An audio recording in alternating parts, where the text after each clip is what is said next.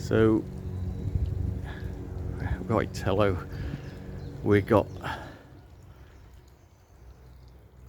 This is going to be a video purely on the new shade plant, and so sort of tropical theme style plants in a deep shade setting, and there's plenty of options to choose from. We've got this is a corner of the garden which used to be in full sun, but since the Phoenix Canariensis has got bigger, and since the cord lines here have got bigger, we can see they're now shading out this corner. So where I used to have a cactus patch, because that's so sunny, now it's a pretty much deep shade. It gets a little bit of morning sort of midday dappled sun, but in general pretty much deep shade. So I have just literally cut off a couple of fronds off the Phoenix Canariensis, and I'll give you an idea of the size. So if I put that on the floor here on the ground, I'm going to say about 8 foot, that one. So they're both a similar size, but they were the ones that were coming out at the angle at eye level, so I had to take them out because that's just too much of a risk for someone to walk into that and take their eye out. Anyway, let's get to the point. This is the newly shaded, I'm going to call it my Zen area, because it's going to be a very green, lush green shade. So we'll go through some of the plants that are already there, and then we'll work back to the new plantings. And of course we've got a little Buddha there as well, just to chill out too. Right, so in this corner behind the Phoenix Canariensis here, we have got a red star cord line which survived winter no problem due to the cover over the top of the two palms here. So we have got a Phoenix Canariensis, and we've got a big, believe it or not, if you can distinguish it, a big Trachycarpus fortunei here as well, which is probably about 7 foot of trunk now, but that's pretty much in full shade due to the Canariensis. So obviously when I put these plants in, like you do, you put them quite close together because they're small, and since then obviously everything has filled out. We've got a small, well, I'd say small, it's getting good size on it, the Camelops humilis there. So this sort of leads us into the shade border, as it were, or say border, corner. Right, so at the very back we've got the Aspidistris cast iron plant.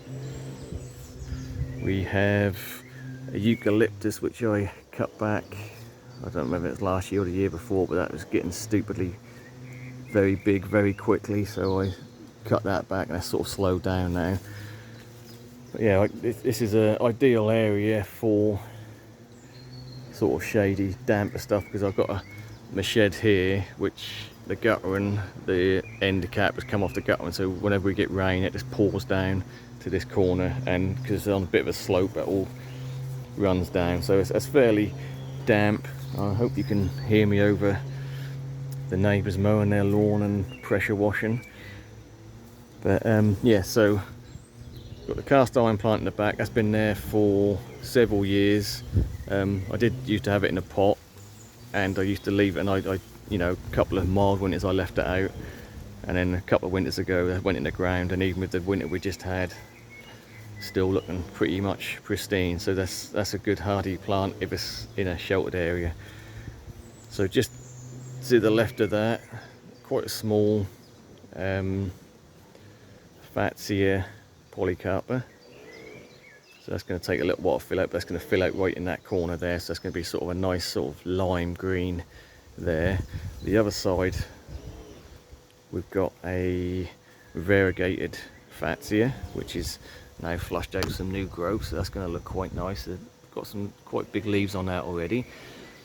Got some sort of shady loving ferns. This is a native sort of just a shuttlecock fern, and I've got a couple more at the back there as well.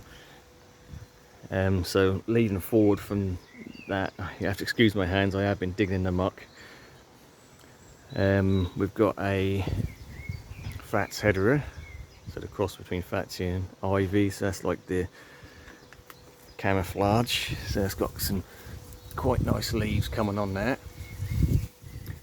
I have put my Camadoria Metallica out, so that's in a shady area at the minute just to acclimatise into the light. I think that might probably stay there all summer.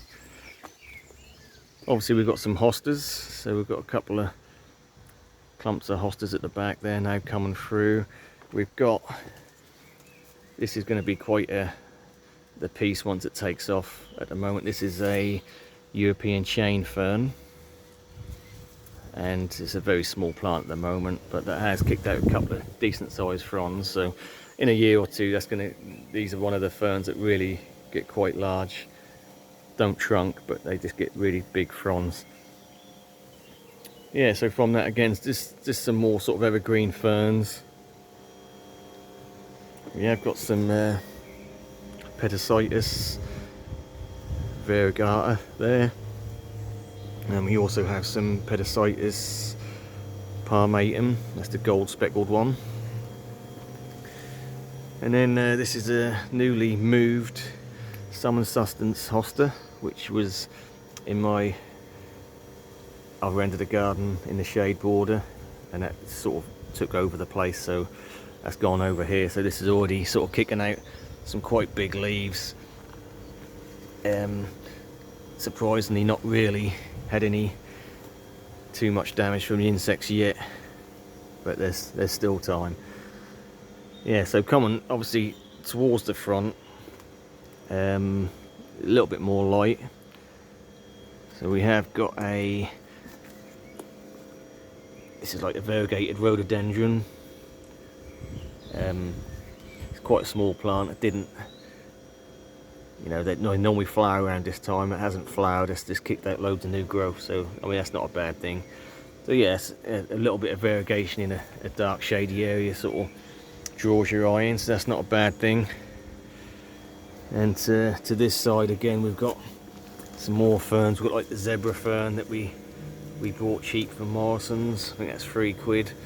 That's been out pretty much all winter. That was in the polytunnel for the worst of the winter, then it's been out, and yeah, it's held up to the cold. That's an evergreen fern and quite a nice variegation on that.